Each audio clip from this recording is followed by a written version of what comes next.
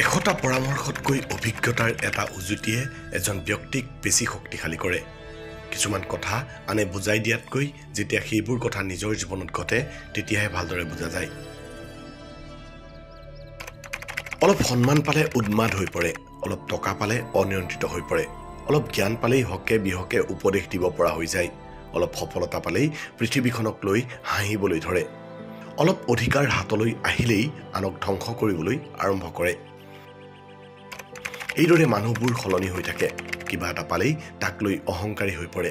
দক্ষতা অভিজ্ঞতাৰ পৰা আহে আৰু অভিজ্ঞতা বিফলতাৰ পৰা আহে।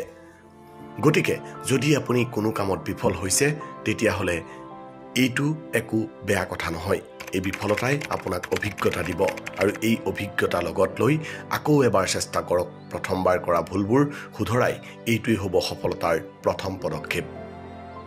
যিটো বিষয় আদালতে বিচাৰ কৰিব নোৱাৰে বা আদালতৰ চকুত ধূলি দি মিছা কথাকো সঁচা প্ৰমাণ কৰি জয় হয়, সেইজন আদালতৰ চকুৰ পৰা সাৰি গ'লেও সময়ৰ হাতৰ পৰা কেতিয়াও বাচি যাব নোৱাৰে।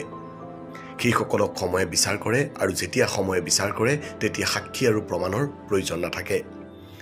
জীৱনত যিমানেই ভাল কাম নকৰক কিয় এদিন সকলোৱে পাহৰি যাব। এটা সৰু বেয়া কাম কৰক, সকলোৰে মনত থাকি যাব। থাকিবলগীয়া হ'লে অকলে থাকক, কিন্তু গাখীৰ খুৱাই সাপ পুহি নাথাকিব।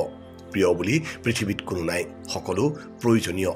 যেতিয়া প্ৰয়োজন শেষ হয় তেতিয়া আপোনজনেও ৰং সলনি কৰে। সৃষ্টিকৰ্তাই আপোনাক অলপ ক্ষমতা দিছে বুলিয়েই আপুনি সকলোতে সেই ক্ষমতা প্ৰয়োগ কৰিবলৈ নাযাব, নতুবা নিজৰ ভুলত নিজেই আঘাতপ্ৰাপ্ত হ'ব।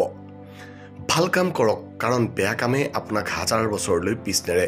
যুগ যুগ পাৰ হৈ গ'ল যদিও আজিও কোনো পিতৃ মাতৃয়ে নিজৰ কন্যাৰ নাম কৈকেয়ী আৰু মন্থৰাৰ নাম নিদিয়ে।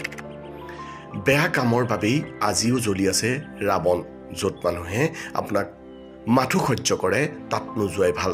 য'ত মানুহে আপোনাৰ বাবে অপেক্ষা কৰে তালৈ যাওক। জীৱনত সদায় সুখী হৈ থাকিব।